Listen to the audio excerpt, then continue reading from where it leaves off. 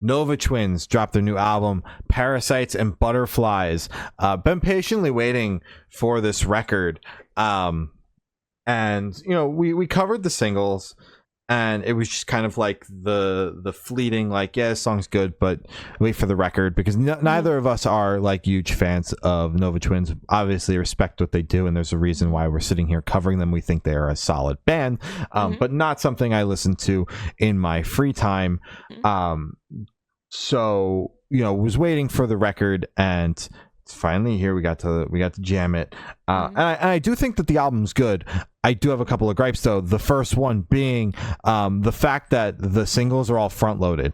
That is a huge that is just a huge, like, oh shit kind of thing for me, because all of those songs were very familiar. We'd heard them all, and to kind of just kick the record off with boom, boom, boom, boom, boom, all the songs I had known, was a bit of like, ah, shit. And then the middle, like, so we're coming off of the singles, going into the non-single portion of the record, and the record hits like a road bump for a couple of songs, with Drip, Nova, and Sandman all being songs that were kind of like, is the second half of this record just not gonna be any good?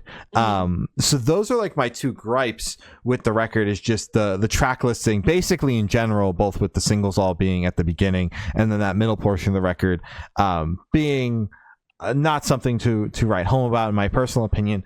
But honestly, the second half of the record, once you get through that little bump there, I think is stronger than the first half, which is all the singles. Hummingbird, Parallel Universe, Hide and Seek, Hurricane are all incredible fucking songs. And yeah, the top half are incredible, and Monsters is currently stuck in my head as we talk about this album. The second half of the record just had me being like, holy shit, why weren't these some of these picked as singles? Because I think they're stronger than some of the songs that were picked as singles. So yeah, sure, like I do like the first half of the record. I liked those songs as singles.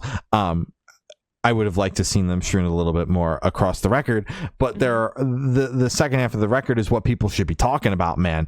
A Parallel Universe, I heard that song, I'm like, holy shit. Hide and Seek, again, holy shit. And then the way it closes with Black Rose is a very nice way to kind of tie everything together and really close this record off.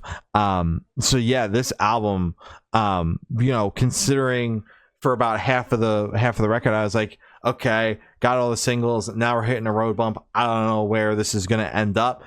It ending on such a strong note for me kind of sold me on the record, and had me excited to come on here and talk about it, because like I said, for half of it I was like, this could go either way. And it went the way, obviously, I want all the records to go, which is on the side of good. I don't want to sit on here and be like, this album sucked. It sucked. This shit blows. But I thought it was really solid. I'm very excited. Yeah, hell yeah. I thought the record was solid. I mean, to be completely honest, I was excited, and it was easy for me to get into because it was front loaded with the singles. But again, I feel like I set myself up on some of these days where it's just like, if it's not a band that I'm already super familiar with or super excited about, and we have like a 7 hour long playlist, like we did today, a lot of shit just gets lost in the shuffle. So it's like, I recognized it as soon as it came on. I was like, okay, cool. This has to be Nova Twins. I looked, it was Nova Twins. I said, okay, cool. This is exciting. I recognized the singles. I went, okay, cool. I know this. Cool. Like my little buoy, to hook onto in the sea of new music. And then it's like, it just kind of came and went for me. I don't know if it is my brain kind of being overwhelmed with the sheer amount of music that I needed to consume today, or if it just didn't strike me as much as I had hoped it did, because a couple records after this did hit and I was tuned in. But if I draw a line for, okay, why though? It's because I'm already pretty familiar with said band. So I'm a fan of Nova Twins. I like their music. I do like the first half of this record, but I think when it comes to the newer stuff, my brain just kind of went, That's enough. That's enough out of that. Um, but either way, I love their music either way. I think they are an incredible band. And from what I did listen to and what I do remember, I thought it was perfect energy. I thought it was catchy. I thought it was that perfect blend of like heavier stuff, but still kind of like a pop twist to it. I think it fucks, and I think more people should be doing stuff like that because it's something that I don't see often, and it's just the energy and the fucking vibe that they bring to it. I think it's so fucking fun. So I liked it. I just get overwhelmed. It's just Yeah. 7 hours of music, man. I'm sorry, guys. Like I'm sorry.